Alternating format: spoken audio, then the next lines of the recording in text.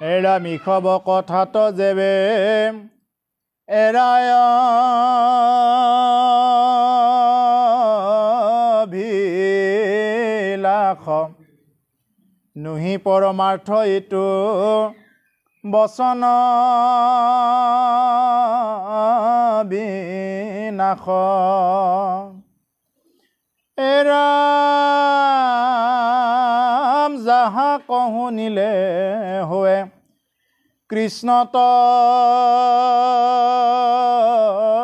ভকতি কহু পৰমাৰ্থ কথা শুনিও নিপতি কান্ত ভকত হবে আতি প্ৰীতি ভাবে উত্তম শ্লোকৰ গুণ যশ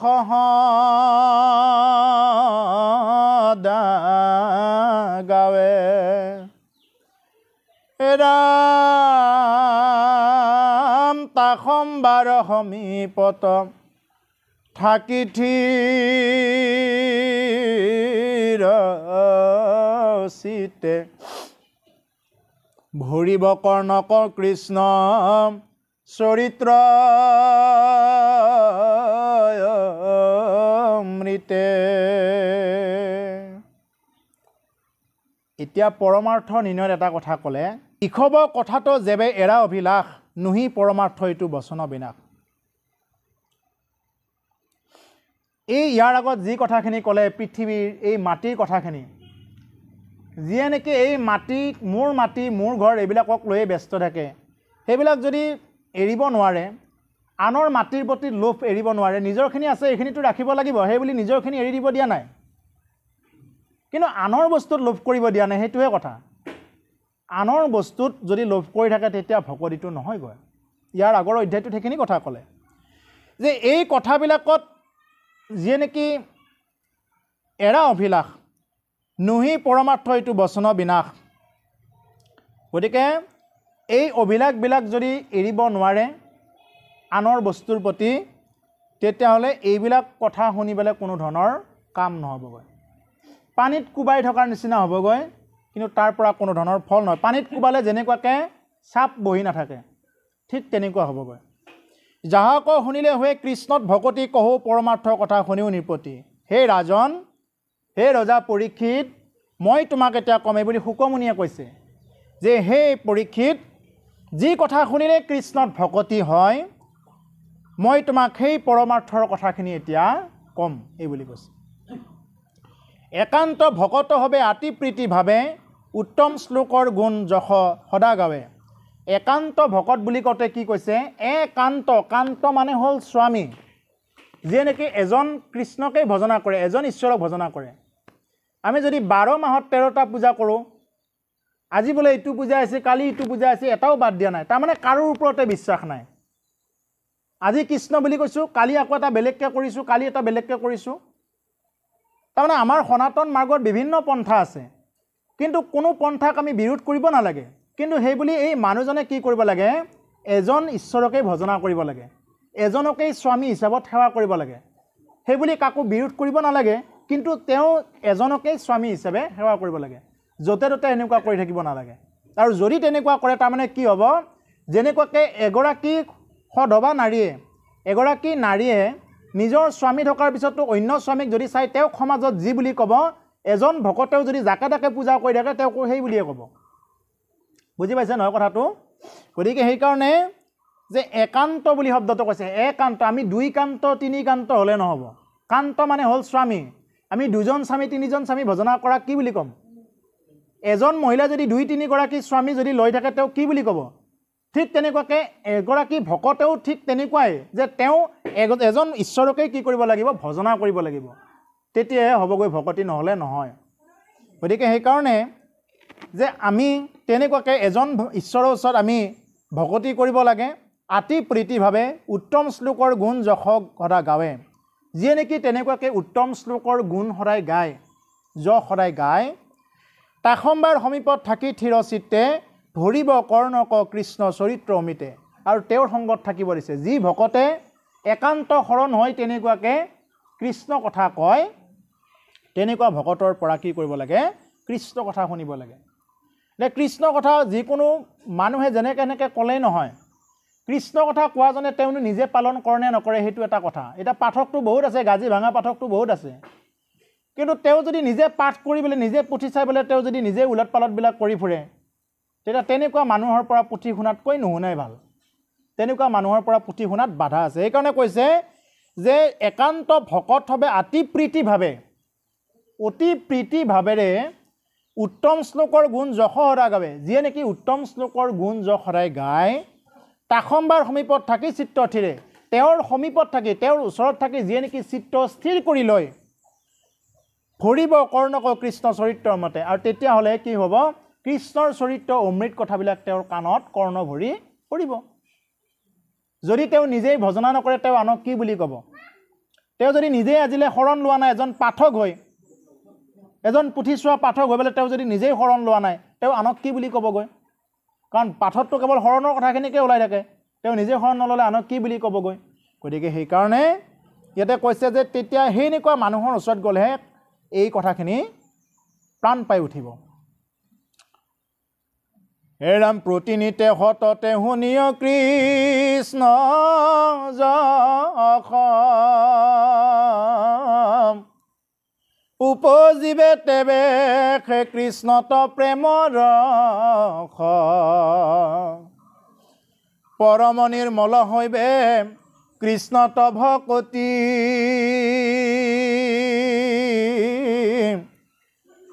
কৈলো পৰমাৰ্থ তপ্ত তোমাতনি পতি ৰাম গতিকে প্ৰতিনিতে সততে শুনিও কৃষ্ণ যশ সদায় প্ৰতিনিত মানে প্ৰত্যেকটো সময়তে কেৱল কৃষ্ণ যশৰ কথা শুনিব লাগে উপজীৱে তেৱেহে কৃষ্ণত প্ৰেমৰ ৰস তেতিয়াহে কৃষ্ণৰ ওপৰত কি হ'ব প্ৰেম ৰসটো তেতিয়াহে কি হ'ব আহিব নহ'লে কিন্তু প্ৰেম ভক্তিটো কোনো কাৰণত নাহিবগৈ পৰম নিৰ্মল হৈবে কৃষ্ণত ভকতিটো তেতিয়া নিৰ্মল হ'ব নহ'লে কিন্তু কৃষ্ণত ভকতি নিৰ্মল নহ'ব এনেই কৃষ্ণ বুলি ক'ব লাগে কৈ থাকিব কিন্তু ভকতি কি বস্তু এইটো তেওঁ একেবাৰে বুজি নাপাবগৈ কৈলো পৰমাৰ্থ তপ্ত তোমাত নিৰ্পতি হে ৰাজন হে পৰীক্ষিত মানে 7 দিন 7 ৰাতি ভাগৱত কথা কৈ এতিয়া সেই সময়ত কৈছে মহাৰাজ পৰীক্ষিতক সুখদেৱে যে হে পৰীক্ষিত এইটোৱেই পৰমাৰ্থ তপ্ত মই তোমাক ক'লো এই বুলি কৈছে যাহাৰ কৃষ্ণত ভৈল ভকতীয়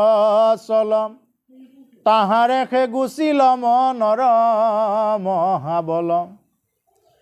ৰাম ৰাম হৃদয়ে দেখিবে সিটো ঈশ্বৰ মূৰ্তিক পাইবে কপ্ৰসাদ মহামুখটো অধিক গতিকে যাহাৰ কৃষ্ণত ভৈল ভকতি অচল যাৰ নেকি এবাৰ কৃষ্ণত অচল ভক্তি হৈ গ'ল অচল ভক্তি মানে যে নেকি মানে প্ৰেম ভক্তি ভাৱপূৰ্ণ একদম ভাৱৰ ভক্তিটো যেতিয়া নেকি আহি গ'ল তাৰাহে ৰাখে গুচিল মনৰ মহামল তেতিয়া মনৰ মলবিলাক গুচি যাব নহ'লে কিন্তু মনৰ মল নুগুচিব আমাৰ দেহাৰ মল গুচাবৰ কাৰণে কি আছে দেহাৰ মলিবিলাক গুচাবৰ কাৰণে বিভিন্ন প্ৰকাৰৰ শ্যাম্পু আছে বিভিন্ন প্ৰকাৰৰ ফেচ ৱাছ আছে বিভিন্ন প্ৰকাৰৰ তেল লোচন বহুত ওলাইছে এইবিলাক দেহাৰ মলি গুচাবৰ কাৰণে কিন্তু ভিতৰৰ মলিখিনি গুচাবৰ কাৰণে বেলেগ একো ওলোৱা নাই তেনেকুৱা ভিতৰৰ মলি গুচাবৰ কাৰণে কেৱল ৰাম নাম কৃষ্ণ নাম শ্ৰৱণ কৰিব লাগিব তেতিয়াহে কি হ'ব ভিতৰখন পবিত্ৰ হ'ব ভিতৰখন শুদ্ধ হ'ব নহ'লে কিন্তু বাহিৰখনহে পবিত্ৰ হ'ব বাহিৰখনহে শুদ্ধ হ'ব ভিতৰখন শুদ্ধ নহ'ব ভিতৰখন শুদ্ধ হ'ব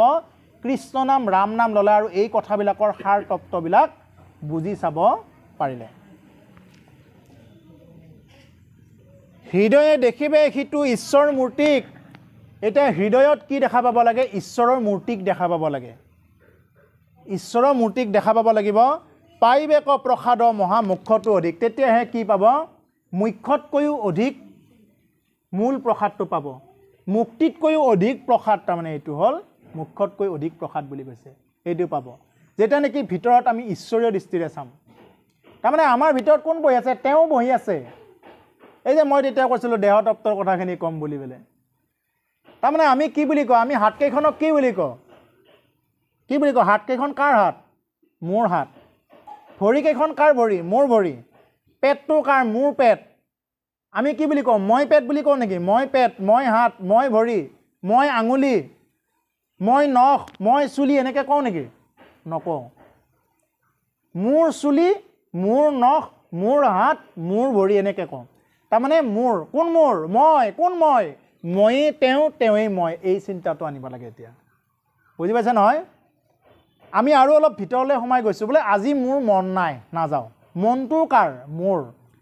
মই যিদিনা ওলাই যাম এই দেহাটো ইয়াতে পৰি ৰ'ব তাৰমানে দেহাৰহে মৰণ আছে আত্মাৰ মৰণ নাই দেহাৰহে ক'লা বগা ওখ চাপৰ ধনী দুখীয়া পুৰুষ মহিলা আছে আত্মাৰ তেনেকুৱা নাই আত্মা চব এটাই হয় আমি দেহ দৃষ্টিতহে ইয়াতে কোনোবা বুঢ়া কোনোবা ডেকা কোনোবা শিশু এনেকুৱা দেখা পাই আছোঁ কিন্তু নহয়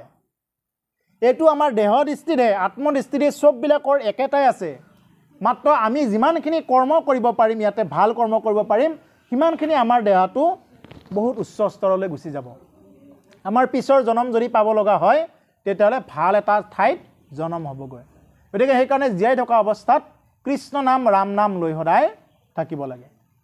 এতিয়া চাবচোন কিছুমান মানুহে দিনটো ইমান কাম কৰি ফুৰে কোনো কাৰণত নুকুলাই খাবৰ কাৰণে আৰু কিছুমান মানুহে কোনো ধৰণৰ কামো নকৰে একো নকৰে হঠাতে হৈ যায় মানে তেওঁৰ হঠাতে হৈ যায় হঠাতে মানে তেওঁৰ চববিলাক একফালৰ পৰা হৈ যায় কিয় হয় য'তে হাত দিলে হয় কিছুমান এনেকুৱা চাকৰি পোৱা মানুহ আছে অটো পায় তটো পায় য'তে এপ্লাই কৰে ত'তে পায় কিছুমানে যিমান এপ্লাই কৰিলেও নাপায় কিয় নাপায় নোপোৱাৰ কাৰণ আছে আৰু পোৱাৰো কাৰণ আছে গতিকে সেইকাৰণে এইবিলাক কাৰণৰ কথা কেৱল ভাগৱততহে স্পষ্ট বনাই দিছে সেইকাৰণে ভাগৱত হ'ল আমাৰ জীৱনৰ একোখন দাপোন ভাগৱত এনেকুৱা এখন শাস্ত্ৰ নহয় যে মই ইয়াত ৰাতিপুৱা উঠি ধূপ ধূনা দি দেখিম বহুত কৃপা কৰিব ভাগৱতে একো এডাল কৃপা নকৰে যদি আমি সদায় ধূপ ধূনা দিবলৈ থাকোঁ ইয়াত কি কৈছে এইখিনি বস্তু চাব লাগিব আইনাখন চালে যেনেকুৱাকৈ আইনাখনে ফাঁকি নিদিয়ে ক'ৰবাত কিবা লাগি আছে নেকি মুখখনৰ ক'ৰবাত কিবা লাগি আছে নেকি আইনাখন চালে আইনাখনে ফাঁকি নিদিয়ে যদি ভাগৱতৰ ওচৰত কোনোবা আহে তেওঁৰ জীৱনত শুদ্ধ কৰি আছে নে ভুল কৰি আছে গোটেইখিনি বস্তু ধৰা দিব কিন্তু ভাগৱতে কেতিয়াও ফাঁকি নিদিয়ে সেইকাৰণে ভাগৱতক এখন জীৱনৰ দাপোন বুলি কোৱা হয় ভাগৱতখন ইয়াতে ৰঙা কাপোৰ বা বগা কাপোৰেৰে মেৰিয়াই নামঘৰত থৈ মই ধূপ ধূনা দি থকা বস্তু নহয় মই সদায় চাব লাগে পঢ়িব লাগে আৰু অধ্যয়নৰ কাৰণে অকল ধুতি চোলা পিন্ধি পঢ়িব লাগে বুলি কথা নাই আপুনি পেণ্ট চাৰ্ট পিন্ধিয়ে পঢ়কচোন অলপ শুদ্ধ গাড়ী অলপ শুদ্ধ গা এটা লৈ পেলাই শৰীৰ এটা লৈ খুব সুন্দৰকৈ আপুনি যিমানখিনি পাৰে সিমানখিনি পঢ়ক আৰু আজিকালি মোবাইলততো অনলাইনত আছেই গোটেইবিলাক ভাগৱত কথা নিজে পঢ়িব নোৱাৰিলে অন্ততঃ মোবাইলত কথাবিলাক কৈ থাকে সেইবিলাক হ'লেও শুনক সেইখিনি কৰিব পাৰিলে যথেষ্ট কলিযুগৰ মানুহৰ কাৰণে ইমান চিন্তা কৰিব লগা নাই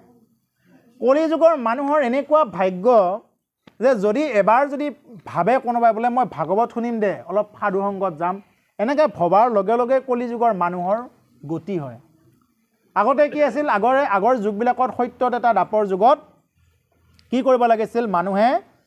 মানে ভাবিলে নহয় ভাবি উঠি মানে বস্তুটো কৰিব লাগে তেতিয়াহে সেইটো সিদ্ধি হয় কিন্তু কলিযুগৰ মানুহৰ এবাৰ যদি ভাবে বোলে নাই মই অলপ ভাগৱত পাঠ শুনিব লাগিব বা ভাগৱত পাঠ কৰিব লাগিব কৰিম বুলি ভবাৰ লগে লগে তেওঁ ফলটো পাই যায়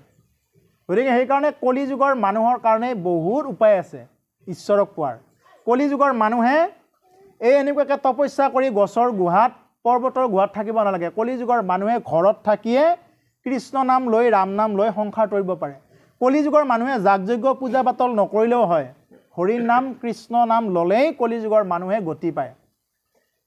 যাগযজ্ঞ পূজা পাতল কৰিবলৈ প্ৰকৃত ঘি নাই প্ৰকৃত মৌ নাই বহুত অসুবিধা হয় গতিকে সেইকাৰণে ডুপ্লিকেট ঘিয়েৰে ডুপ্লিকেট মৌৰে যদি পূজা কৰা যায় আৰু ডুপ্লিকেট ব্ৰাহ্মণেৰে যদি পূজা কৰা যায় সেইবিলাক পূজাৰ সাৰ্থক নহয় গতিকে সেইকাৰণে কলিযুগত কেৱল শ্ৰৱণ আৰু কীৰ্তনকেই প্ৰাধান্য দি থৈ গৈছে সেইকাৰণে কলিযুগত যদি শ্ৰৱণ কীৰ্তন কৰা যায় এই শ্ৰৱণ কীৰ্তনত কোনো ধৰণৰ ভেজাল নাই সেইকাৰণে যে কলিযুগৰ এইখিনি কৰিয়েই মানুহে কি পায় এই আগত অশ্বমেধ যজ্ঞ কৰি যিটো ফল পাইছিল কলিযুগত ভাগৱত শ্ৰৱণ কৰিয়েই সেইটো ফল লাভ কৰিব পাৰে সেইকাৰণে কলিযুগত যাগযজ্ঞ পূজা পাতলতকৈ শ্ৰেষ্ঠ বুলি আমাক ভাগৱতে সিদ্ধান্ত দিছে কেৱল হৰি নাম শ্ৰৱণ আৰু কীৰ্তন এইটোকে আমাক ভাগৱতে সিদ্ধান্ত দি থৈ গৈছে কিন্তু দুৰ্ভাগ্যৰ কথা মানুহে এইটো কথা শুনাৰ পিছতো জনাৰ পিছতো মানুহে এইখিনি ল'বৰ কাৰণে টান পায় ক'লেই হ'বনে ভাগৱতে মই কৰিম মই আটা বিটা দিনৰ পৰা কৰি আছোঁ মই কৰি যাম আৰু সেইকাৰণে মানুহে জীৱনত কষ্ট ভোগ কৰিব লগা হয় হেৰা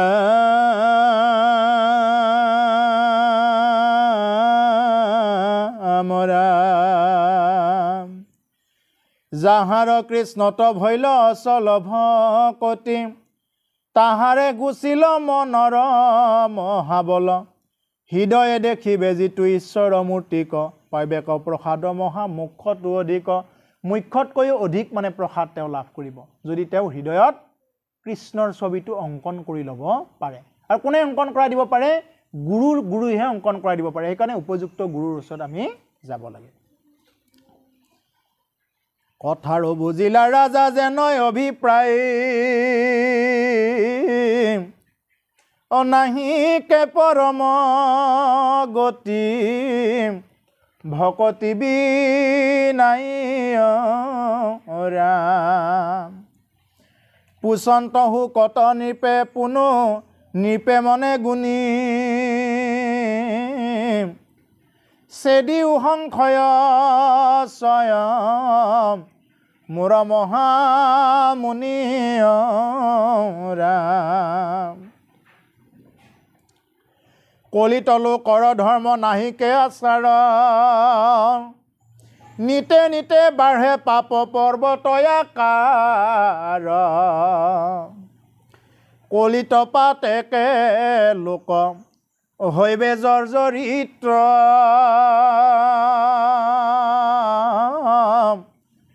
অনুপুজিবে পাত কিৰম ভকতি কিঞ্চিত ৰাম গতিকে কৈছে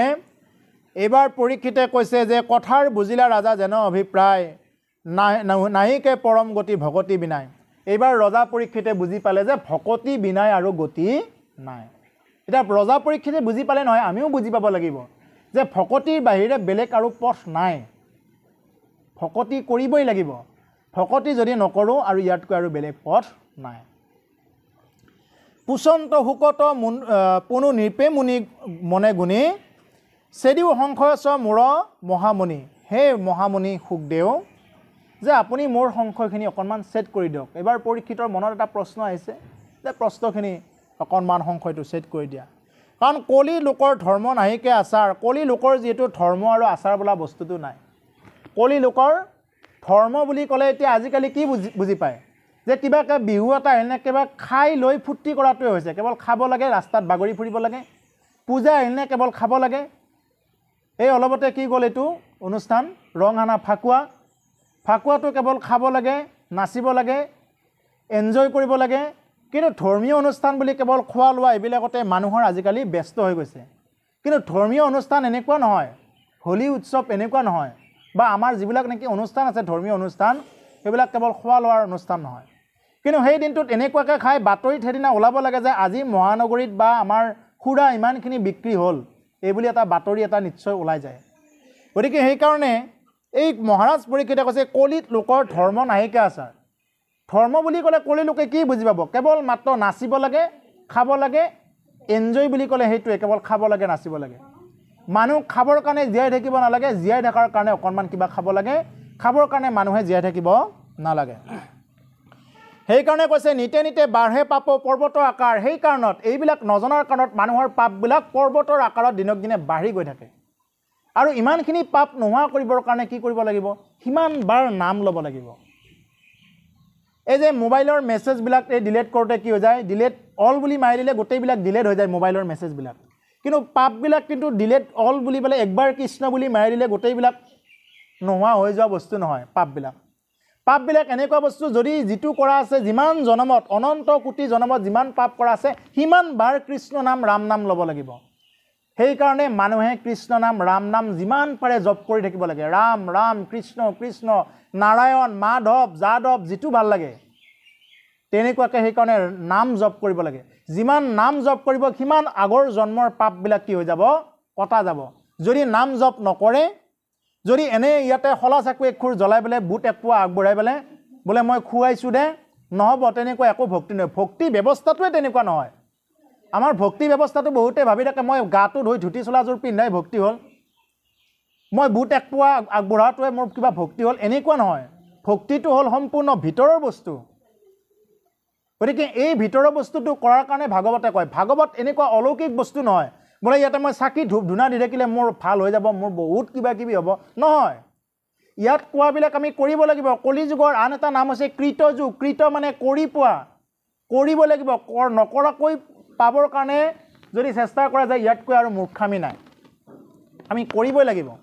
গতিকে সেইকাৰণে যদি কোনোবাই নকৰাকৈ যদি কোনোবাই চববিলাক পাবৰ কাৰণে ইচ্ছা কৰে, এইটো হ'ব তেওঁৰ জীৱনৰ কাৰণে আটাইতকৈ মূৰ্খামি। সেইকাৰণে কৈছে নিতে নিতে বাঢ়ে পাপ পৰ্বত আকাৰ। এই পৰ্বতসম পাপবিলাক দিনক দিনে বাঢ়ি গৈ থাকে।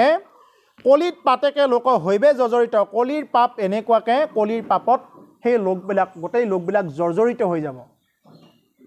একদম জৰ্জৰিত হৈ যাব। নুপুজিবে পাতকীৰ ভকতি কিঞ্চিত। গতিকে তেতিয়া সেই পাপীবিলাকৰ ভকতিবিলাক অকণমানো আত্মবৰা হৈ যাব, কাৰণ সদায় পাপ কাম কৰিয়ে ভাল পোৱা হৈ যাব। চাবচোন বাৰু, সদায় পাপ কাম। যি মানুহে কেৱল খাই ভাল পায় সি কোনোবা ঘৰত গ'লেও এটা লৈ যাব, আলহী ঘৰত বা পূজা চাব যাক, ক'ৰবাত যাক, য'তে নহওক তাৰমানে সি খোৱা লোৱাটোতে ব্যস্ত থাকিব, য'তেই নাযাওক তাৰমানে খাবই যেনেকৈ নহওক এই বস্তুটো। তাৰমানে সেইকাৰণে কৈছে নুপুজিবে ভকতি কিঞ্চিত। অকণমানো কিঞ্চিত মানুহ ভকতি তাৰ পৰা নহ'ব, কেৱল সেইবিলাকতে ব্যস্ত থাকিব। আৰু সেইবিলাক খাই লৈ যেতিয়া নেকি মানুহজন ফুলি যায়, কোনোবা বিচাৰ ল'ব যোৱা দেখিছেনে? এতিয়া যিবিলাক মানুহ খাই লৈ পেলাই ভৰি চৰি ফুলি আছে, পেট ফুলি আছে, মুখ ফুলি আছে, ফুলি থকা মানুহকেইটাক কোনোবাই চিকিৎসাৰ নামত কিবা দিছেনে? কিন্তু নুফুলাৰ আগতে কিন্তু খোৱা লোক বহুত পাব। আপোনাক বেয়া বস্তু খোৱা লোক বহুত পাব, কিন্তু ভাল বস্তু খোৱা লোক নাপায়। এটা ORS এটা খোৱাওক বুলি কওকচোন, 40 টকা এটা মাত্ৰ। খুৱাবনে কোনোবাই? ORS এটা নোখোৱায়, কিন্তু তাতকৈ একেই পানীও, আকৌ সেইটো পানীও কিন্তু খোৱা মানুহ বহুত পাব। দৰকাৰ হ'লে 500 টকা দি দিব, তাৰমানে সেইটো বেয়াৰ ফালে যায় যি যাক। আৰু ভাল বস্তুটো কিন্তু কোনোদিন নোখোৱায়। এটা বাদাম এক পেকেট খোৱাওক বুলি ক'লে খোৱাটো বহুত টান পাব, 5 টকা এটা দিয়াটো বহুত টান পাব। গতিকে সেইকাৰণে এই বস্তুখিনি হ'ল কলি লোকৰ মন মানসিকতা এনেকুৱাই হ'ব। খোৱাজনেও তেনেকুৱাকৈ খাব আৰু লোৱাজনেও দিয়াজনেও তেনেকুৱাকৈ দিব। সেইকাৰণে কৈছে এনেকৈ থাকোঁতে থাকোঁতে কলি লোকৰ পাপবিলাক মানে দিনক দিনে বাঢ়ি গৈ থাকিব, নকমে, আৰু ভকতিত মতি নোহোৱা হ'বগৈ। দুখৰ সাগৰ কলি পৰম দুৰ্জন, ও পাপ নকৰন্তায়াত নাহি একো জনয় ৰাম। পাপ নষ্ট নভৈলে কৃষ্ণ কজন যায় মতি, ও কিমতে তৰিবে লোক কলিত দুৰ্গতি। এনেকৈ থাকোঁতে থাকোঁতে কলি যুগত এনেকুৱা এটা হৈ যাব, এতিয়া কলিৰ আৰম্ভণিহে, এটা সময়ত এনেকুৱা হৈ যাব এজনো লোক নাথাকিব পাপ নকৰাকৈ, চবে পাপী হৈ যাব। পাপ নষ্ট নভৈলে কৃষ্ণত নাযায় মতি। আৰু যদি পাপ নষ্ট নাযায়, কৃষ্ণত মতি নাযায়। এটাই বুজি পাব, যি মানুহৰ পাপবিলাক নষ্ট হ'ব ধৰে সেই মানুহৰ কৃষ্ণত মতি হ'ব। যদি আপোনাৰ কৃষ্ণত যদি মতি হৈছে, কৃষ্ণ ভজনা যদি অকণমান হ'লেও আহিব ধৰিছে, তেতিয়া বুজি পাব যে ঈশ্বৰে আপোনাক দয়া কৰিছে আৰু অকণমান হ'লেও পাপবিলাক নোহোৱা হ'বৰ কাৰণে আৰম্ভ কৰিছে। যি হ'ল হ'ল। সেইকাৰণে মানুহে শৰণ লোৱাৰ দিনাৰ পৰা কি হয়, আগৰ যিমানবিলাক পাপ আছে গোটেইবিলাক পাপ নোহোৱা কৰি দিয়ে সেইদিনা। মানে সমস্ত নাজানি পেলাই যি অপৰাধ কৰিলোঁ আজিৰ পৰা শৰণাপন্ন হ'লোঁ প্ৰভু, শৰণ লোৱাৰ পিছৰ পাপবিলাকত কিন্তু ধৰে। কিন্তু শৰণৰ আগত যিমানবিলাক পাপ লোৱা হ'ল এইবিলাক পাপৰ পৰা মুক্ত, আৰু এইবিলাক পাপৰ পৰা আৰু নাই। কিন্তু মানুহে শৰণ নলয় ঈশ্বৰৰ ওচৰত, আৰু ঈশ্বৰৰ ওচৰত শৰণ নোলোৱাৰ কাৰণত কি হৈ যায়, সেই পাপবিলাকতে মজি থাকে। পুনৰূপী জনমম পুনৰূপী মৰণম, পুনৰূপী কি কৰি থাকিব লগা হয়, জননীৰ জঠৰ অগ্নিত প্ৰৱেশ কৰিব লগা হয়। জননীৰ গৰ্ভত আহি পেলাই প্ৰৱেশ কৰিব লগা হয়, কাৰণ গৰ্ভত থাকোঁতেও বহুতখিনি কষ্ট হয়। এই সম্পৰ্কে কপিল দেৱহতী সংবাদত 3য় অধ্যায়ত এই কথাখিনি কৈ থৈ গৈছে যে মানুহ এজন জন্ম পালে কিমানখিনি কষ্ট ভাগৱতত সম্পূৰ্ণ দিয়া আছে। গৰ্ভত থকাৰ পৰা মৃত্যুৰ পিছলৈকে কি কি অৱস্থা হয় ভাগৱতত গোটেইবিলাক দিয়া আছে। পাৰিলে কেতিয়াবা খুব সুন্দৰকৈ এইবিলাক শিকি ল'ব। পাপ নষ্ট নভৈলে কৃষ্ণত নযায় মতি। যদি পাপ নষ্ট নহয়, কৃষ্ণত বোলে মতি নাযায়, কিমতে তৰিব লোক কলি দুৰ্গতি। এইবাৰ পৰীক্ষিতে প্ৰশ্ন কৰিছে যে হে গুৰুদেৱ, যে এই কলিৰ লোকসকল কেনেকৈনো কেনেকৈ তৰিব পাৰিব, তাৰ এটা উপায় দিয়ক, এই বুলি মহাৰাজ পৰীক্ষিতে এই গুৰুদেৱক এইখিনি কথা কৈছে। কলিৰ চেষ্টাক শুনি থিৰ নুহিকাই, কহিও ইহাৰ গুৰু তৰ নয় উপায়। কোনবা পৰম ধৰ্ময় অধৰ্ম কলিত, কহিও ক গুৰু মূৰ থিৰ হোক চিত্ত। হে গুৰুদেৱ, যে কলিৰ চেষ্টা শুনি থিৰ নুহিকায়, যে কলিৰ যি নেকি চেষ্টা, কলিৰ মানে এনেকুৱা কৰিব কলিয়ে মানুহক যে সমস্ত বিপথে নিবৰ কাৰণে চাব। কহিও ইহাৰ গুৰু তৰণ উপায়, হে গুৰুদেৱ ইয়াৰ পৰা তৰণৰ উপায়টো কৈ দিয়ক বুলি ক'ব। কোনোবা পৰম ধৰ্ম অধৰ্ম কলিত, কহিও ক গুৰু মূৰত থিৰ হোক চিত্ত। গতিকে কোনটো ধৰ্ম আৰু কোনটো অধৰ্ম, এই কথাখিনি মোক কওক বুলি কৈছে।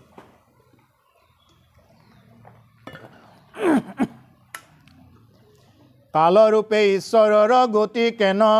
থান, আতি প্ৰলয়ৰ কহিও ক কেন মান। ৰাম ৰাম কোন যুগ ধৰ্ম এইটো, চাৰিও যুগৰ কহিও গুচুক মোৰ সংশয় মনৰ। গতিকে কালৰূপে ঈশ্বৰৰ কেনেকুৱা থান, ঈশ্বৰে কালৰূপে কেনেকুৱাকৈ সংহাৰ কৰে, ঈশ্বৰৰ মানে ভূমিকাটো কি ইয়াতে। অতি প্ৰলয়ৰ কহিও ক কেন মান, অতি যেতিয়া প্ৰলয় হৈ যায়, এতিয়া যি নেকি প্ৰলয় হয় এইবিলাক হ'ল সাধাৰণ প্ৰলয়। এইবিলাক এটা আছে নিত্য নৈমিত্তিক প্ৰলয়। নিত্য নৈমিত্তিক প্ৰলয়টোত কি বোলে, ৰাতিপুৱা হৈ আছে, এতিয়া দুপৰীয়া হৈ আছে, এই দুপৰীয়াৰ সময়খিনি আৰু নাপাম, আকৌ গধূলি হ'ব, গধূলি সময়খিনিও আৰু নাপাম। এনেকুৱাকৈ আমাৰ নিত্য নৈমিত্তিক প্ৰলয়বিলাক হৈ আছে। এই প্ৰলয়বিলাকৰ পিছত আৰু এটা থাকে মহাপ্ৰলয়। গতিকে সেইকাৰণে মহাৰাজ পৰীক্ষিতে এতিয়া প্ৰশ্ন কৰিছে যে আতি প্ৰলয়ৰ কহিও ক কেন থান, যে যেতিয়া নেকি আতি প্ৰলয় হ'ব, এই প্ৰলয়ৰ কেনেকুৱা হ'ব, প্ৰলয়টো কেনেকুৱা হ'ব, এই প্ৰলয়ৰ কথাখিনি মোক অকণমান কওক বুলি কৈছে। কোন যুগৰ ধৰ্ম এইটো, চাৰিও যুগৰ, চাৰি যুগৰ যুগ ধৰ্ম কোনটো এতিয়া, এই কথাখিনি প্ৰশ্ন কৰিছে। কহিও গুচুক মোৰ সংশয় মনৰ। হে গুৰুদেৱ, যে মোৰ সংশয়টো মৰক, মোৰ সংশয়টো নোহোৱা হওক, এই বুলি উপযুক্ত গুৰু, পৰীক্ষিতৰ জীৱনত উপযুক্ত গুৰু পোৱাৰ কাৰণে পৰীক্ষিতৰ জীৱন ধন্য হ'ল। সেইকাৰণে উপযুক্ত গুৰুৰ ওচৰত প্ৰশ্ন কৰিছে। সেইকাৰণে আমিও জীৱনত কি কৰিব লাগে, উপযুক্ত গুৰু ল'ব লাগে, গুৰু গ্ৰহণ কৰিব লাগে, আৰু তেনেকুৱাকৈ উপযুক্ত গুৰু ল'ব পাৰিলে আমাৰো জীৱন ধন্য হ'ব। অন্তকালে গুৰু ভৈলা তুমি মহাভাগ, কত পুণ্য কৰি সুধি বাক পাইলো লাগ। গতিকে অন্তকালে গুৰু ভৈলা তুমি, হে গুৰুদেৱ, যে মোৰ শেষ অৱস্থাত, জীৱনৰ শেষ অৱস্থাত মই তোমাক গুৰুৰূপে পাইছোঁ। মহাৰাজ পৰীক্ষিতে কৈছে শুকদেৱক যে মোৰ জীৱনৰ বিয়লি বেলাত, মৃত্যুৰ সময়ত মই তোমাক গুৰুৰূপে পাইছোঁ। কত পুণ্য কৰি সাধিবাক পাইলো লাগ, কিমান পুণ্যৰ বলত মই তোমাৰ দৰে গুৰুক লাভ কৰিছোঁ। দিয়া পৰিচ্ছেদ মোক কৃপা দৃষ্টি চাই, মোক পৰিচ্ছেদ দিয়া কৃপা দৃষ্টিৰে চাই। যদি কৃপা দৃষ্টি বুলি ভাবা, তেতিয়াহ'লে তুমি মোক সেইখিনি কোৱা কৃপা দৃষ্টিৰে, যে তোমাৰ আমাৰ কথা এহি মানে যায়, যে তোমাৰ আৰু আমাৰ কথা যাতে এইখিনিত থাকে, যে তুমি যাতে আমাক এই মাৰ্গটো দৰ্শন কৰাই দিয়া। এই বুলি পৰীক্ষিতে এই বুলি কি কৰিছে, গুৰুদেৱক সুধিছে। এতিয়া আমাৰ সুধিবনে এনেকুৱাকৈ? আমাৰ নুসুধে। আমাৰ ইয়াতে যদি কোনোবাই ভাল কথা কৈ থাকে, ভাল কথা যিমান আটাপাৰি কৈ থাকিলেও কাণেৰে নুশুনে। যদি কোনোবাই সেইফালে ফাঁচা ফুচাকৈ যদি কোনোবাই আলোচনা কৰে, কাৰোবাৰ জীৱনৰ কলংকিত কথাবিলাক, কাৰোবাৰ জীৱনৰ লেতেৰা কথাবিলাক, কাৰোবাৰ বোৱাৰীৰ কথাবিলাক, কাৰোবাৰ ল'ৰাটোৰ কথাবিলাক যদি কোনোবাই যদি ফাঁচা ফুচাকৈ কৈ থাকে, এইবিলাক কথা কিন্তু কাণখনত খুব ধুনীয়াকৈ যাব আৰু এইবিলাক সদায় মনত থাকিব। আজি কোনখিনি পঢ়িছোঁ এইখিনি কথা কিন্তু অলপ পিছতে পাহৰি যাব। এইটো হ'ল আমাৰ আটাইতকৈ দুৰ্ভাগ্য কথা। এই যে টাউনত যেতিয়া নেকি এই যে হেৰিবিলাক নগৰ কমিটিবিলাক আহি পেলাই যে বোলে ডাষ্টবিনবিলাক লৈ পেলাই যে চাফা কৰি থাকে, গাড়ীবিলাক লৈ আহি পেলাই, কোনোবাই কয় নেকি বোলে জাবৰখিনি আমাৰ চোতালতে দি থৈ যাওক, আমাৰ ঘৰৰ মুখতে দি থৈ যাওক বুলি কোনোবাই কয় নেকি জাবৰবিলাক? কিন্তু মানুহে আজিকালি এনেকুৱা হৈ গৈছে যে কাৰোবাৰ যদি কিবা লেতেৰা কথাবিলাক আছে আমাৰ ঘৰতো অলপমান কৈছোনে বাই বুলি বলে সেই কথাখিনিকে তাৰমানে মানে হেৰি কৰিব আমাৰ ঘৰতো কৈছোন অলপ কি জানি আমাৰ ঘৰখনতো গৈ পেলাই অকণমান কিবা এইখিনি কথা লগাই দিব পাৰোঁ কেৱল সেইবিলাক কথা সমালোচনা কৰি মানুহে খুব ভাল পায় আনৰ কলংকিত কথাবিলাক আৰু সেইবিলাক কথা সমালোচনা কৰি থাকি কি হৈ যাব মানুহে তেনেকুৱাকৈ ভাত আঞ্জা ৰান্ধি থকাৰ ফলত এই মানুহৰ এই অন্ন মাফিক মনবিলাকো তেনেকুৱা হৈ যাব আৰু তেনেকুৱাকৈ মানে এটা ধৰ্মৰ বিপৰীত এটা ক্ৰিয়াত চলিব লগাত পৰিব সেইকাৰণে যে মানুহে আনৰ সমালোচনাৰ পৰা আনৰ নিন্দাৰ পৰা অলপ দূৰত থাকিব লাগে যিমান পাৰি দূৰত থাকিব লাগে কিন্তু এই যে ভাগৱতৰ কথাবিলাক ইমান সুন্দৰকৈ ইয়াতে যিবিলাক কথা আলোচনা হয় এই আলোচনা হোৱা কথাবিলাক যদি এনেকৈ যদি আলোচনা কৰে মানে মাইক নালাগে আৰু যিবিলাক কথা আনৰ কথাবিলাক ক'ব লাগিলে মাইক নালাগে ভাগৱতৰ কথাবিলাক মাইক দিলেও মানুহৰ কাণত কিছুমান যাব নোখোজে গতিকে সেইকাৰণে যদি ভাগৱতৰ কথা যদি কিবা কাৰণত যদি এবাৰ যদি কাৰোবাৰ তাত যায় তেতিয়াহ'লে তেওঁই হ'ল ভাগ্যৱান তেওঁই হ'ল ঈশ্বৰৰ এটা মানে কৃপা দৃষ্টি পোৱা লোক সেইকাৰণে আজি পৰীক্ষিতে গুৰুদেৱক ইমান ধুনীয়াকৈ প্ৰশ্ন কৰিছে যে হে গুৰুদেৱ যে মোৰ জীৱনত এই কথাখিনি কওক যে কোনটো ধৰ্ম কোনটো অধৰ্ম যুগ ধৰ্ম কোনটো বস্তু মানে ঈশ্বৰৰ কোনটো মানে কালৰূপে ঈশ্বৰে কেনেকুৱাকৈ স্থান কৰে প্ৰলয়ৰ কেনেকুৱা কথা এইবিলাক প্ৰশ্ন পৰীক্ষিতে কৰিছে ৰাম শুনিয়া সিদ্ধান্ত দেৱ ব্যাসৰণন্দন শুনিও নিপতি যুগ ধৰ্মৰ লক্ষণ সত্যত আছিলা ধৰ্ম হিষ্ট পুষ্ট ভাৱে তপ সত্য দায়া দান থাকে চাৰি পাৱে সিকালৰ লোকমানে হবে সকৰুণ শান্তি তুষ্টি ক্ষমা মৈত্ৰী আছে সবে গুণ সবেও কৰিলে মন ইন্দ্ৰিয় নিৰোধ আত্মাতে খেৰতি সমস্ততে সমবোধ এতিয়া পৰীক্ষিতক কৈ আছে মহামণি শুকদেৱে যে সত্যত ধৰ্ম হৃষ্টপুষ্টভাৱে আছিলে ধৰ্ম সম্পূৰ্ণ আছিলে তেতিয়া সত্য তপ দায়া এইবিলাক সদায় দান এইবিলাক সদায় আছিলে চাৰিখন ভৰি ধৰ্মৰ আছিলে সিকালৰ লোক মানে সবে সকৰুণ সেই কালত সত্য যুগৰ লোকবিলাক সকলোৱে সকৰুণ আছিলে মানুহৰ মৰম বুজি পাইছিলে তেতিয়া এনেকুৱা আছিলে শান্তি তুষ্টি ক্ষমা মৈত্ৰী আছে হ'ব গুণ শান্তি আছে তুষ্টি আছে অকণমান কিবা পালেই তুষ্ট হৈ যায় এতিয়া আজিকালি কিবা অকণমান পালেও তুষ্ট নহয় আৰু লাগে ক্ষমা আছিল আজিকালিতো ক্ষমা কৰি দিয়াৰ হেৰি নাই পাৰিলে কাটি মাৰি উঠাৰ পিছতো ক্ষমা কৰি দিব নোখোজে এনেকুৱা কাটি মাৰি শেষ কৰি দিয়াৰ পিছতো যাতে ক্ষমা নহয় এনেকুৱা হৈ গৈছে মৈত্ৰী আগতে মিত্ৰতাটো আছিলে মিত্ৰ ধৰ্ম নিভাব জানিছিলে যে মিত্ৰ কাক কয় যে প্ৰাণ গলেও কি কৰিছিলে মিত্ৰ ধৰ্ম নিভাইছিলে যে মিত্ৰ ধৰ্মটো ৰাখিছিলে কিন্তু যে এই এতিয়া কলি যুগত কিন্তু সেই ধৰ্মটো এতিয়া ক্ৰমানে নোহোৱা হৈ গৈছে এই সকলো গুণবিলাক ক্ৰমানে নোহোৱা হৈ গৈছে সবেও কৰিলে মন ইন্দ্ৰিয় নিৰোধ আত্মা দেখে ৰতি সমস্ততে সমবোধ গতিকে যে সবেও কৰিলে মন ইন্দ্ৰিয় নিৰোধ সেইবিলাকে কি কৰিলে যে সকলোকে সকলোবিলাক বস্তুৱে ইন্দ্ৰিয়বিলাকক নিৰোধ কৰি ৰাখে যদি তেনেকুৱাকৈ কোনোবাই চলে তেতিয়াহ'লে ইন্দ্ৰিয়বিলাকক নিৰোধ কৰিব পাৰে আত্মা দেখে ৰতি সমস্ততে সমবোধ তেতিয়াৰ দিনৰ মানুহবিলাক আছিল আত্মাবোধ সকলোকে আত্মা বুলি চাইছিলে সমবোধ সকলোকে সমভাৱেৰে চাইছিলে তাৰপিছতে কি কৰিছিলে ৰতি সমস্ততে সমবোধ আত্মবোধ সকলোৰে ভিতৰত যে আত্মা আছে সকলোৰে ভিতৰতে যে ঈশ্বৰ আছে এই বস্তুৰে চাইছিলে আজিকালি কিন্তু সেই ঈশ্বৰ বোধেৰে নাচায় আৰু সেই মৈত্ৰী ভাৱ নাই এইটো বস্তু সবাহাতো আছিল ঈশ্বৰ মহাজ্ঞান হৰি ভকতিত পৰে নভজিলান থিৰ বুদ্ধি কৰে সবে হৰি কেশে ধ্যান এতেকে চাৰিও জাতি উত্তম সমান আৰু সেইকাৰণে সকলোৱে হৰি ভজনা কৰিছিল আৰু তাৰ বাবে চাৰি জাতি উত্তম আছিলে সকলোৱে উত্তম আছিলে তেতিয়া তেতাত পাইলে কআখি কিঞ্চিত প্ৰমাদ ভাঙিলে কয় ধৰ্মে ধৰ্মৰ এক পাদ তেতা যুগত ধৰ্মৰ এখন চৰণ ভাঙি গ'ল সত্যত চাৰিখন আছিলে তেতা যুগত এখন নোহোৱা হৈ গ'ল সিকালৰ লোক মানে সবে জ্ঞান নিষ্ঠ নোহে আতি লম্পট নোহিকৈ আতি হিষ্ট ব্ৰাহ্মণে ধৰিবে মাত্ৰ ভকতি কৱাতি নপাৰিলে ৰাখিবে অপৰতি নিজাতি স্বৰ্গ কবান চায়ে কৰৈ জাগ যজ্ঞ দান এতেকেতে তাত ভৈলা বিপ্ৰেষে প্ৰধান গতিকে ব্ৰাহ্মণে মাত্ৰ ভকতি আতি ব্ৰাহ্মণে ধৰিব মাত্ৰ ভকতি আতি কেতিয়া যেতিয়া নেকি মানে তেতা যুগত এখন ভৰি কি হৈ গ'ল ধৰ্মৰ নোহোৱা হৈ গ'ল ভাঙিলে সেই কালৰ লোকসকলৰ এখন ভৰি ভঙাৰ কাৰণত তেতিয়া ব্ৰাহ্মণসকলে মাত্ৰ ভকতি ধৰি ৰাখিছিলে নপাৰিবে ৰাখিবে অপৰ তিনি জাতি আৰু তিনি জাতি তেতিয়া মানে ৰাখিব নোৱাৰিলে স্বৰ্গক বাঞ্ছা কৰি যাগ যজ্ঞ দান এতেকে তেতাত ভৈল বিপ্ৰেষে প্ৰধান স্বৰ্গ বাঞ্ছা কৰি তেতিয়া কি কৰিছিলে যাগ যজ্ঞবিলাক কৰিছিলে কিন্তু স্বৰ্গক বাঞ্ছা কৰি যাগ যজ্ঞ কৰিলেও স্বৰ্গৰ পৰা মানুহে আহিব লগা হয় যদি কেনেবাকৈ স্বৰ্গ পায় এতিয়া মানুহে স্বৰ্গখন পাবৰ কাৰণে বাঞ্ছা কৰে স্বৰ্গখন সাধাৰণ বস্তু ভকতৰ কাৰণে স্বৰ্গখন সাধাৰণ বস্তু একো বস্তুৱে নহয় স্বৰ্গখন আসল বস্তু হ'ল বৈকুণ্ঠ কিন্তু ভকতা আকৌ বৈকুণ্ঠও বাঞ্ছা নকৰে মুক্তিটো নিষ্পৃহ যিটো মুক্তিও বাঞ্ছা নকৰে কি বাঞ্ছা কৰে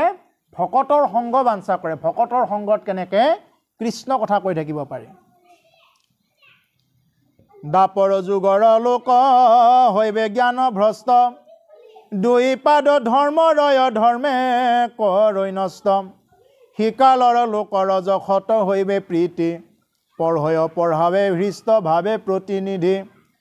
হবেও শ্ৰীমন্তৰ আতি কুটুম্ব বিস্তৰ ধনজন গৃহ বিষয়ত তপৰ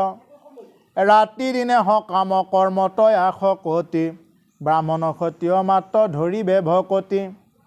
এনেকা আহি পেলাই দাপৰ যুগতো আকৌ ধৰ্মৰ আৰু এটা পদ ভাঙি গ'ল দাপৰ যুগত আৰু এটা পদ গ'ল কৈছে শিকালৰ লোকত যশত হবে প্ৰীতি কেৱল যশ কেনেকৈ আনিব পাৰি কোনটো যজ্ঞ কৰি কেনেকৈ যশ অৰ্জন কৰিব পাৰি এইটো দাপৰ যুগৰ মানুহে বিচাৰিছিলে হবেও শ্ৰীমন্তৰ আতি কুটুম্ব বিস্তৰ ধনজন গৃহ বিষয়ত তৎপৰ ধনজন গৃহ বিষয় এইবিলাকতে মানে তেওঁলোকে তৎপৰ আছিলে বিষয় সুখবিলাক বেছিকৈ লাগিছিলে তাৰমানে এটা দাপৰ যুগত যেতিয়া কৃষ্ণৰ যেতিয়া অৱতাৰ আছিলে ৰাতি দিনে সকাম কৰ্মত আশকতি ৰাতি দিনে কেৱল সকাম কৰ্মবিলাকে কৰি আছিলে সকাম কৰ্মত আসক্তি সকাম কৰ্ম মানে কি ঈশ্বৰৰ পৰা কিবা কিবি বিচাৰি থকা ঈশ্বৰৰ পৰা বোলে প্ৰভু আপোনাক মই এইটো দিলোঁ 10 টকা এটা দিলোঁ মই এইটো আপোনাৰ পৰা বিচাৰিছোঁ এই হ'ল সকাম ভকতি নিষ্কাম ভকতিটো কি বস্তু বোলে প্ৰভু যে আপোনাক মই এইটো দিছোঁ কিন্তু মই কি বিচাৰিছোঁ যে চবৰে যাতে মংগল হওক চবে ভালে থাকক এইটোৱে ভকতি এই চবে যেতিয়া ভালে থাকিব আপোনাক মোক বেলেগকৈ ৰাখিব নেকি বাৰু চবকে ভাল কৰিলে আপোনাক বেলেগকৈ ৰাখিব নেকি আপোনাৰ লিষ্টখনৰ পৰা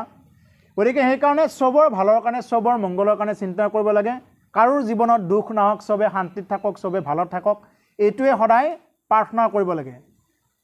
গতিকে সেইকাৰণে যে দাপৰ যুগতো কি হৈ গৈছিলে এনেকুৱাকৈ এখন ভৰি ভাঙি গৈছিলে আৰু তেতিয়া ব্ৰাহ্মণসকলে ব্ৰাহ্মণ ক্ষত্ৰিয় মাত্ৰ ধৰিবে ভকতি আৰু তেতিয়া ব্ৰাহ্মণ আৰু ক্ষত্ৰিয়ই এই ভকতিটো ধৰি ৰাখিছিলে এতেকে দাপৰত আছিল সমান ব্ৰাহ্মণ ক্ষত্ৰিয় দুই উত্তম প্ৰধান কলিৰয় ধৰ্ম হৈবে হৃষ্টপুষ্ট ভাৱ ধৰ্মৰ ভাঙিবে হিতু দুষ্টে তিনি পাৱ আৰু কলি যুগত কি হ'ব অধৰ্মই আৰু হৃষ্টপুষ্ট হৈ উঠিব কেৱল অধৰ্মবিলাকে মানে থান ধৰি উঠিব ধৰ্মৰ ভাঙিবে হিতু দুষ্টে তিনি পাৱ আৰু ধৰ্মৰ যিটো ভৰি সেই তিনিখন ভৰি কি কৰিব ভাঙি দিব চতুৰ্থ চৰণে পাছে কৰিবে ক নষ্ট কলিতলো যতে কলোক ভৈল ধৰ্ম ভস্ত মিলিবে পৰম লোভ হৈবে অনাচাৰ দাৰুণ নিৰ্দয় যেন ৰাক্ষস খোৱাকাৰ খাইব কপাৰয় তৃষ্ণা বাঢ়ি যাইব আতি অকাৰ্যে কৰিব বৈৰ কলহত প্ৰীতি ব্ৰাহ্মণে ক্ষত্ৰিয় বৈশ্য এইটো তিনি জাতি নুশুনিবে হৰি ভকতিক কাণ পাতি গতিকে কৈছে কলি যুগত কেৱল কাজিয়াবিলাক বেছি হ'ব কল মানে কাজিয়া এতিয়া কলি যুগত কি হ'ব ব্ৰাহ্মণ ক্ষত্ৰিয় বৈশ্য শুদ্ধ কোনো এটা জাতিয়ে কাণ পাতি হৰি কথা শুনিব নোৱাৰিব দৰকালে কাণ পাতি কাৰোবাৰ বেয়া কথাখিনি কৈ থাকিলে কাণ পাতি শুনিয়ে থাকিব দৰকাৰ হ'লে সময় গৈছে আৰু কি হ'ল কিন্তু কৃষ্ণ কথা শুনিবৰ কাৰণে সময়ৰ কথা হৰিটো চাই থাকিব সময় হ'ল বেছি হ'ল এইটো কলিযুগৰ মানুহৰ চাব তাকে কৈছে নুশুনিবে হৰি ভকতিক কাণ পাতি ক্ষুদ্ৰ হবে অনেক কৈবৰ্তৱা দিয়া কৰিম অন্তজ পৰ্যন্ত ভজিবে মহাহৰি অপ্ৰয়াসে লভিবে ঈশ্বৰ মহাজ্ঞান এতেকে কলিত শুদ্ধ কৈবৰ্ত প্ৰধান গতিকে সেইকাৰণে কলিযুগত কি হ'ব শুদ্ধ আৰু কৈবৰ্তই কি কৰিব ধৰ্ম ৰক্ষা কৰিব বাকী যিমানবিলাক ওপৰ জাতি বুলি কিবা কৈ আছিল তেওঁলোকৰ হেতু ধৰ্মভ্ৰষ্ট হিমানতে হ'ব দেখাত নগুণডালে দেখা পাব দেখাত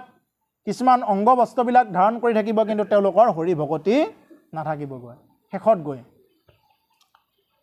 যেখন হাতী কহই বুদ্ধিমল মতি জ্ঞানত তপত আতি ক্ষয় হয় ৰতি দূৰ হয় কাম ক্ৰোধ লোভ মোহ ছয় তেখন জানিবা ভৈল সত্যৰ উদয় যেখন লোকৰ যশস্যাত প্ৰীতি বাঢ়ে সকাম কৰ্মত আতি মনুষ্য নাচৰে ৰজুগুণ বৃত্তি হাস্য হৰি কমিলয় তেখনে জানিবা ভৈল তেতাৰ উদয় যেতিখনে মিলে লোভ দম্ভ অহংমান দেশ সন্তোষ ৰাগ মোহ অপমান কৰে কাম্য কৰ্ম ৰজু তমোক বৃত্তিশয় তেখনে জানিবা ভৈল দাপৰ উদয় কপট দুকু নীতি নিদ্ৰা হিংসা ভয় শোক দিন দুখ বিষাদ তামস বৃত্তিশয় পাপৰ পথক লাগি মন যায় ঢলি তেখনে জানিবা কি পাইলে পাপী কলি গতিকে এনেকুৱাকৈ সত্য যুগৰ এটা চিহ্ন দিছে সত্য যুগত কি হ'ব মানুহে মানে ভাল আচৰণ কৰি থাকিব আকৌ তেতা যুগ দাপৰ যুগ কলি যুগ এনেকুৱাকৈ কথাখিনি কৈছে যে যেতিয়া নেকি যশস্যা প্ৰীতি বাঢ়ে ৰজুগুণত যেতিয়া নেকি মানুহৰ থাকিবৰ কাৰণে ইচ্ছা হয় তেতিয়া তেতা যুগৰ উদয় হয় বুলি কৈছে যেতিয়া ৰজুগুণী হয় তাৰপিছত যেতিয়া নেকি হিংসা দেশ মোহ অপমান এইবিলাক যেতিয়া আহে তেতিয়া দাপৰ যুগ আৰু কলি যুগত কেৱল কপট কূটনীতি হিংসা সুখ ভয় এইবিলাক কলি যুগত হ'ব আৰু সেইকাৰণে এই যুগ চাৰিটা কি আমাৰ দেহতো প্ৰত্যেক দিনে আমি দেখা পাওঁ তাৰমানে এতিয়া এইখিনি সময় দাপৰ যুগ চলি আছে এতিয়া বৰ্তমানৰ সময়খিনি আমি যদি দিনটোৰ বিচাৰত যদি চাব যাওঁ মানে চাব ৰাতিপুৱা শুই উঠাৰ পৰা অন্ততঃ ৰাতিপুৱাৰ মানে ব্ৰহ্ম মুহূৰ্তত বুলি কওঁতে 2-3টা বজা এই 2-3টা বজাৰ পৰা ৰাতিপুৱা 5-6টা বজালৈকে কাকো ফাঁকি দিবৰ কাৰণে ইচ্ছা নাযায় প্ৰায় সঁচা কথা কয় আৰু বেয়া কামৰ পৰা প্ৰায় মানুহ নাথাকে এইখিনি সময়ত আৰু সেইখিনি সময়ত ঋষিসকলে সাধু সন্তসকলে এইখিনি সময়ত নাম সাধনা কৰি থাকে সেইকাৰণে এইখিনি সত্য যুগ বুলি কয় তেতা যুগটো হ'ল তাৰ পৰা উঠি পেলাই এই 6টা-7টা বজাৰ পিছত এতিয়া মই কি কৰিম মই হালখন লওঁ নে কোৰালখন লওঁ নে দাখন লওঁ নে কুঠাৰখন লওঁ এইটো তেতা ৰেতি কৰোঁতে যায় সেইকাৰণে এইখিনি তেতা যুগ হয় এই দুপৰীয়া এতিয়া এইখিনি সময় দাপৰ যুগ আৰু অলপ সময় পিছতে কি হৈ যাব কলি যুগ বহুত দীঘলীয়া হৈ যায় তে কলি যুগত কি হৈ যাব একদম মানে আকৌ পুনৰ মানে 1:30-2টা বজালৈকে পুনৰ কলি যুগ আৰম্ভ এইখিনি সময়তে সন্ধিয়াৰ পৰা এই ৰাতি 12টা-1টাৰ এই সময়খিনিতে যিমান যি বেয়া কাম চলে কাৰোবাক মাৰা কাৰোবাক কাটা গোটেইবিলাক কাম জুৱা খেলা পাখা খেলা মদ খোৱা গোটেইবিলাক কাম এইখিনি সময়ৰ ভিতৰত হয় সেইকাৰণে এইখিনি হ'ল কলি যুগ এইখিনি সময়ত মানুহে ভাল কথা শুনিবৰ কাৰণে ধৈৰ্য প্ৰায় নাথাকে তাৰমানে সন্ধিয়াৰ সময়ত আৰু ৰাতি যদি 2টা-1টা বজাত ভাল মানুহ ঘূৰি থাকে নেকি 2টা-1টা বজাত ঘূৰি ফুৰিব লাগিলে কোনোবা বিপদত পৰি ঘূৰাটো বেলেগ কথা কিন্তু প্ৰায় যি এনেই ঘূৰি ফুৰা মানুহবিলাক কিন্তু খুব সাংঘাতিক মানুহ ঘূৰি ফুৰে এইখিনি সময়ত ভাল মানুহ এইখিনি সময়ত নুঘূৰে গতিকে সেইকাৰণে এতিয়া আমাৰ মানুহৰ মাজত এটা কি কথা হৈছে যে ৰাতি তাৰমানে নিশাচৰ হৈ গৈছে মানুহবিলাক খোৱা লোৱাৰ ক্ষেত্ৰত কোনো ধৰণৰ বিচাৰ নাই যে মানুহে কি কৰি থাকে যে ৰাতি 2টাই হওক 3টাই হওক যেনেকৈ পাৰে খায় সেইকাৰণে মানুহৰ আয়ুসবিলাক দিনক দিনে কমি আহিছে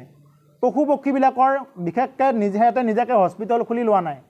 এটা মানুহে যে হস্পিটেলৰ উপৰি হস্পিটেল ডাক্তৰৰ উপৰি ডাক্তৰ দেখালেও যে কাম নহয় তাৰমানে মানুহে যেতিয়াই পায় তেতিয়াই খায় যি দিয়ে তাকে খায় একমাত্ৰ মানুহেই তেনেকুৱা প্ৰাণী বাকী কোনো প্ৰাণী তেনেকুৱা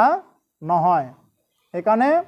আগৰ ৰাক্ষসবিলাকে কি কৰিছিল ৰাক্ষসবিলাকে ৰাতি তেওঁলোকে জাগি আছিল আৰু ৰাতিপুৱা হ'লে দিনত তেওঁলোকে শুই আছিল এতিয়া মানুহৰো তেনেকুৱা হৈছে মানুহে ৰাতিটো দৰকাৰ হ'লে মানে মোবাইল চাই কিবা কৰি কৰবাত কিবা এনে চিনেমা চাই হ'লেও ৰাতিটো থাকিব কিন্তু মানে ৰাতিপুৱা কিন্তু এখৰা দুপৰীয়ালৈ শুই থাকে তাৰমানে কি এইটো হ'ল নিশাচৰ প্ৰাণীৰ নিচিনা হৈ যায় সেইকাৰণে তাৰ কাৰণে ৰাতিপুৱা যদি প্ৰকৃত সূৰ্যৰ পোহৰ নলয় ৰাতিপুৱা যদি ব্ৰহ্ম মুহূৰ্তৰ যদি সেই বস্তুখিনি যদি নলয় তেতিয়াহ'লে কি হৈ যায় ক্ৰমানে দিনক দিনে মানে সেইটো অধোগতি যায় গতিকে সেইকাৰণে আমাৰ মানুহে এই বস্তুখিনি জানি ল'ব লাগে যে কলিৰ যুগত এইবিলাক যদি নকৰে তেতিয়াহ'লে দিনক দিনে এইখিনি ক্ৰমানে অধোগতি যাব আৰু আমি এইবিলাকৰ পৰা যাতে আমি হাত সাৰিব পাৰোঁ বাকী যি নহওক আমি ইমান সময় আপোনালোকৰ মাজত ভাগৱত পাঠ আৰু ব্যাখ্যা কৰিলোঁ এই চেকটো বহুতখিনি দীঘল আছে আমি ইমানতে এৰিব লাগিব এতিয়া বহুত দীঘল হৈ গ'ল নেকি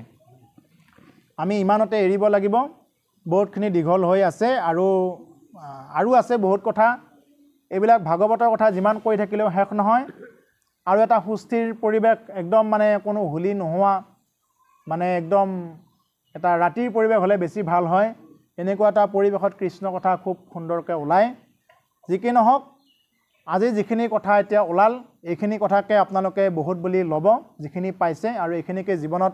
পাৰিলে প্ৰয়োগ কৰিবৰ কাৰণে চাব নোৱাৰিলে ইয়াতে এৰি থৈ যাব আৰু জীৱনত যদি কিবা কামত আহে বুলি ভাবে তেতিয়াহ'লে এইখিনি প্ৰয়োগ কৰি চাব জীৱনত বহুতখিনি মানে ফল পাব গতিকে সেইকাৰণে আমাৰ এই গৃহস্থই যি আশা কৰি এই ভাগৱত অনুষ্ঠানভাগ আয়োজন কৰিছে এওঁলোকে বছৰৰ প্ৰত্যেকটো মানে দিনত বহাগৰ প্ৰথম 1 তাৰিখৰ দিনটোতে এওঁলোকে প্ৰত্যেকবাৰে আয়োজন কৰে প্ৰত্যেকবাৰৰ দৰে এইবাৰো আয়োজন কৰিছে যোৱাবাৰো আমাৰ আহিবৰ কাৰণে সৌভাগ্য হৈছিলে আৰু এইবাৰো আহিবৰ কাৰণে সৌভাগ্য হৈছে গতিকে আজিৰ এই বছৰৰ প্ৰথম দিনটোত এওঁলোকে যি অনুষ্ঠান আয়োজন কৰিছে এওঁলোকৰ মনৰ সৎ মনোবাঞ্ছাবিলাক প্ৰভু ভগৱন্তই কৃপা কৰক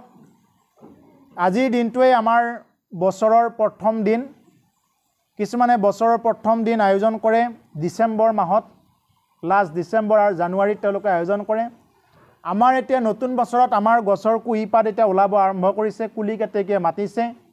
প্ৰকৃতিৰ এটা আমূল পৰিৱৰ্তন এই হ'ল আমাৰ নতুন বছৰ আমাৰ নতুন বছৰটো আজিৰ পৰাহে আমাৰ নতুন বছৰৰ শুভেচ্ছা দিওঁ কিন্তু আমি এই ডিচেম্বৰ মাহৰ জানুৱাৰী মাহৰ হেতু আমি নতুন বছৰ বুলি আমি কেতিয়াও নকওঁ হেতু কেতিয়াও স্বীকাৰ নকৰোঁ আমাৰ সনাতন মাৰ্গটো এটো নাই আমাৰ ভাৰতীয় সংস্কৃতিটো এটো নাই আমাৰ আজিৰ পৰা নতুন বছৰৰ আৰম্ভণি আৰু আজিৰ পৰাই আমাৰ এই নতুন বছৰটো শুভ হওক ঈশ্বৰে প্ৰতিপদিককে মংগল কৰক আহি থকা দিনকেইটা প্ৰতিকৰ ভালে যাওক আয়ুষত বিঘ্নি শূন্য হয় প্ৰভু ভগৱন্ত সকলোকে কৃপা কৰক এইটোৱে প্ৰভু ভগৱন্তৰ শ্ৰীচৰণত প্ৰাৰ্থনা জনাই আমি ভাগৱতৰ কথা ইমানতে বিৰাম দিছোঁ কৃষ্ণ